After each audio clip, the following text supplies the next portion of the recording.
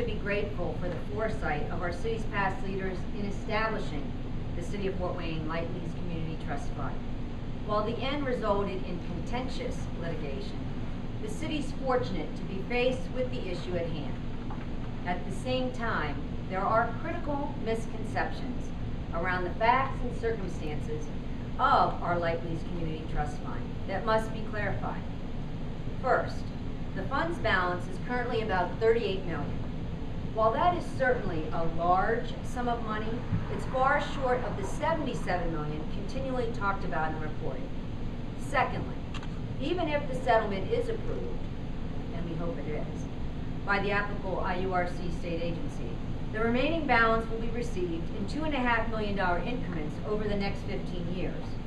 Finally, and most importantly, although the trust fund's corpus, its body, its core, could not be spent these past 35 years during the lease's existence, now that the lease has expired, we are not required to spend it. My primary plan for the use of the City of Fort Wayne Light Lease Community Fund will likely not be described as novel or headline-making, but responsible, fiscally conservative actions rarely are.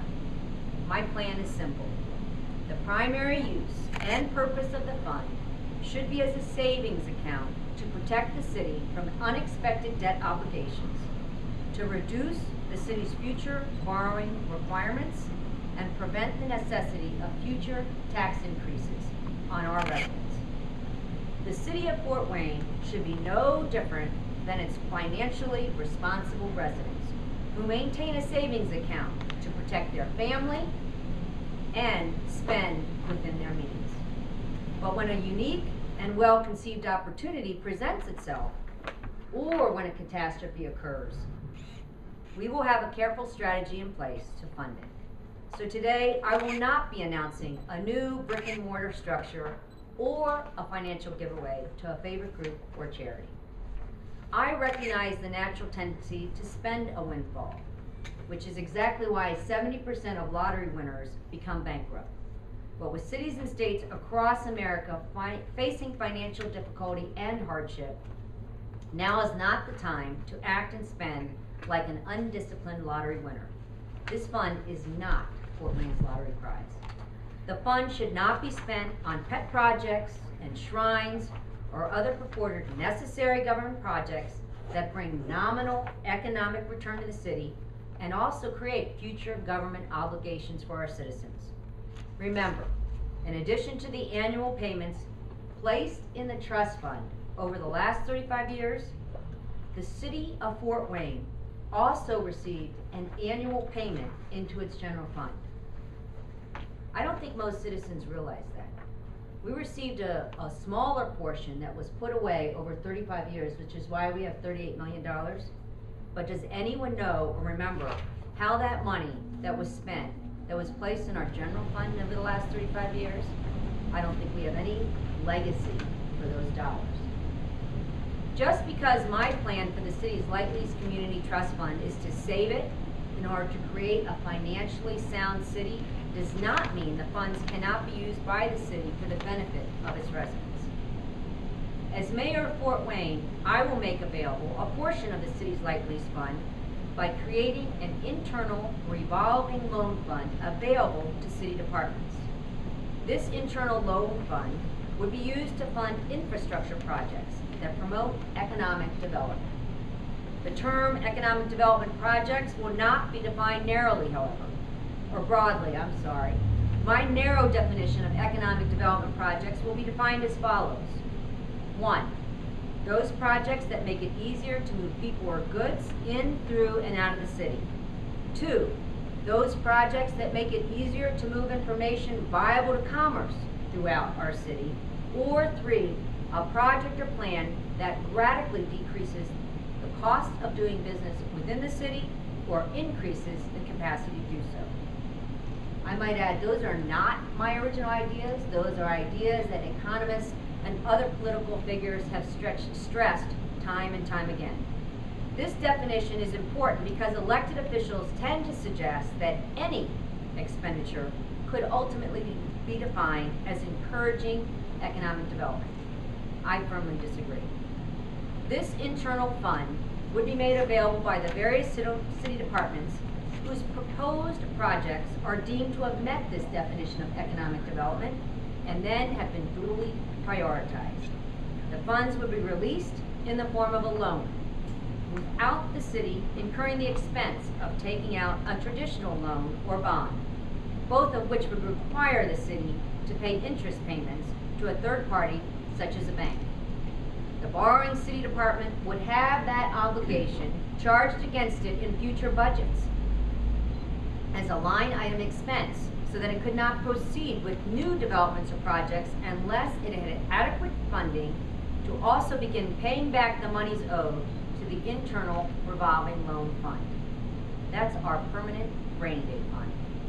This concept is no different than an individual borrowing money from their individual 401k account. They are borrowing money from themselves and paying back the money with interest to themselves.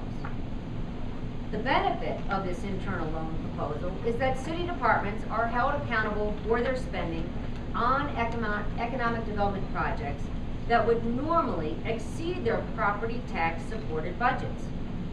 In order to pay back this money to the fund at a pre-agreed term, they would have to budget accordingly in future years so that dollars are available in those subsequent years to do so. At the same time, as our seeded back debt increases, remember, seeded is the county economic development income tax, and we receive those dollars, and a lot of them now are restricted to paying back our debt.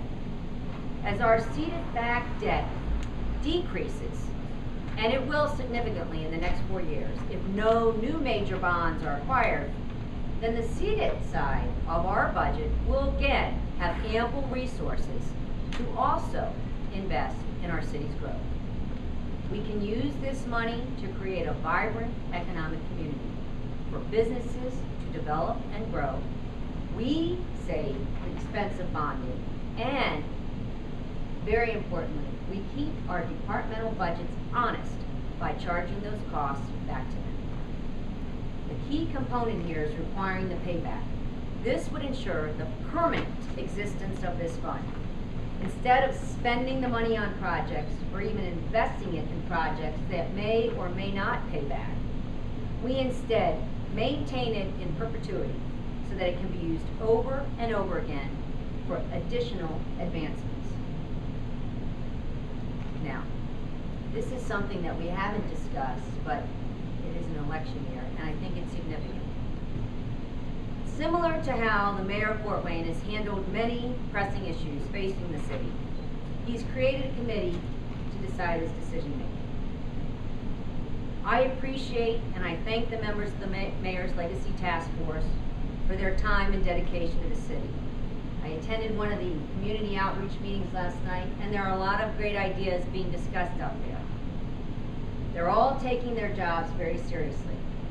However, the task force is currently scheduled to present their proposals to the mayor in the summer of 2011, likely just a few short months prior to the November elections. And I might add, just as recently as Tuesday at our city council meeting, one of my fellow city council members who's on the Legacy Task Force urged citizens to give their ideas on how to spend the money. That is a concern for me.